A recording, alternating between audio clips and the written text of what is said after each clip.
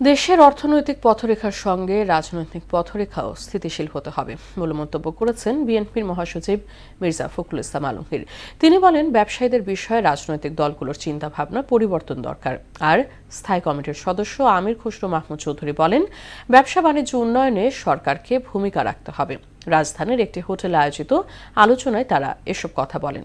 অনুষ্ঠানে জামায়াতে ইসলামের আমির বলেন, চাঁদাবাজি দুর্নীতির কারণে ব্যবসায়ীরা নিরুৎসাহিত হচ্ছেন। তানজিদ ভুইয়ার প্রতিবেদন।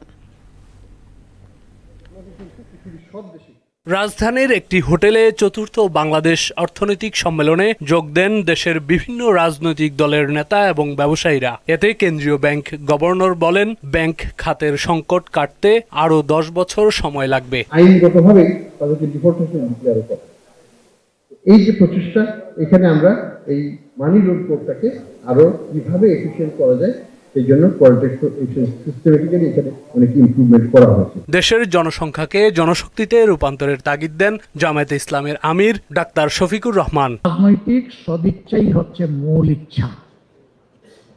এ জায়গা ঠিক হলে আমি বিশ্বাস করি সমাজ ঠিক হবে। তবে হ্যাঁ, একদিনে হবে না, স্টার্ট হবে, তারপরে আগাবে, গ্র্যাজুয়ালি একটা চেঞ্জ ইনশাল্লাহ আসবে। বেসরকারি বিনিয়োগের চেয়ে সরকারি বিনিয়োগের দিকে বেশি নজর দেওয়ার আহ্বান জানান বিএনপির স্থায়ী কমিটির সদস্য আমির খসরু মাহমুদ চৌধুরী। আগামী দিনে ক্যাপিটাল মার্কেটে শুধু প্রাইভেট সেক্টর ইনভেস্টমেন্ট না, সরকারকে কেন IMF এর পেছনে দৌড়তে হবে $4 বিলিয়ন, অনলি $4 বিলিয়ন।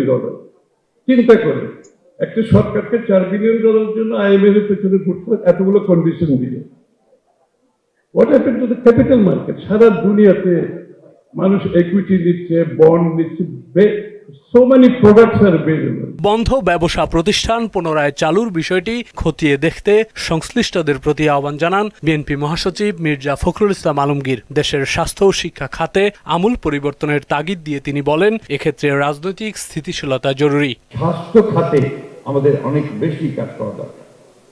একই সঙ্গে যে বিষয়টা সবচেয়ে বেশি প্রয়োজন, শিক্ষা খাতকে একটা আমূল পরিবর্তনকে আমাদের জনগণের উন্নয়নের উপযোগী করার জন্য সবচেয়ে বেশি শিক্ষা খাতকে ঢেলে সাজানো দরকার। বিএনপি সত্যিকার অর্থেই গণতান্ত্রিক ও সমৃদ্ধ বাংলাদেশ গড়তে চায় বলেও জানান দলটির মহাসচিব। বাংলাদেশ শুধু নয়, আমরা একটা সমৃদ্ধ বাংলাদেশ হিসাবে দেখতে, একটা যেখানে সব মানুষগুলোই তারা অন্তত একটা বেটার লিভিং এ থাকবে এবং ডেমোক্রেসিকে সবচেয়ে বেশি গুরুত্ব দেবে, এই বিষয়টা আমরা দেখতে চাই। তানজিদ ভুইয়া, মোহনা সংবাদ, ঢাকা।